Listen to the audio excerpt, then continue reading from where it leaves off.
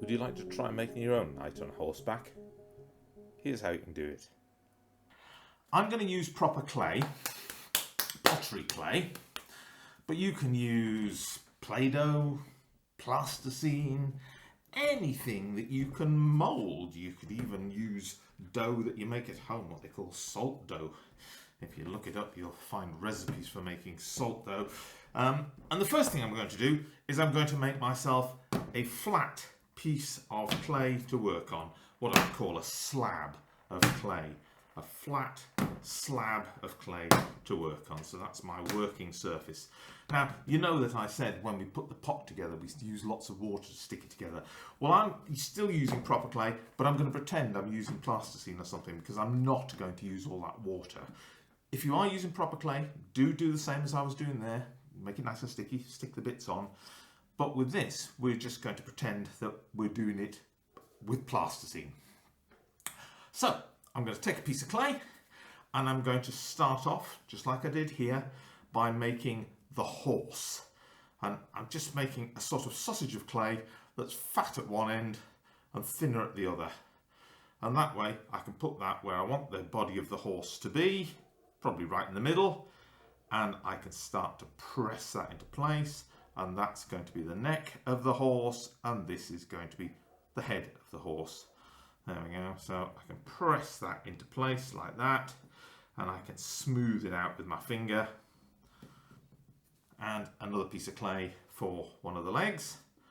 Let's roll it into a ball. I always find rolling things into a ball first to start off with helps a little bit, and then you can sort of roll out a sausage from that. You can do it between your hands, or you can do it on something. You can roll it out like this on something, and that helps you to get it into place. And we'll put the front leg in place first, take off the end, and because horses have hooves, I'm going to press that end in a bit like that. Any of you who've got horses at home and ride horses are probably looking at this and thinking, it doesn't look much like a horse. It looks as much like a horse as most of the medieval ones looked like a horse. So there we go. Looks more like a pantomime horse maybe. So the back leg's going to go here. There we go again. Press that onto there. Hoof at the bottom. Another ball of clay. I'll roll it out to a sort of longish sausage of clay. Knight's going to go at the top here. It could be Sir Lancelot, or it could be Joan of Arc. It could be anybody that wore armour and rode on a horse. So we're going to put a leg onto there and a bend at the knee and make the leg come down here, and that foot again, and we're going to have the knight's head. This time I'll make quite a round helmet to go on the top, and that I can just make a round hat, round head. I can press it out like that. Now we can make it a bit more fancy than the last one maybe. Do you think we can manage to make a visor? You see, I'm using tools to press into it. If I maybe do that, I can make it look like it's got a visor. And visors often have little slits in them, don't they? So should we put a few little slits in there? There we go. And maybe we'll have a plume onto there.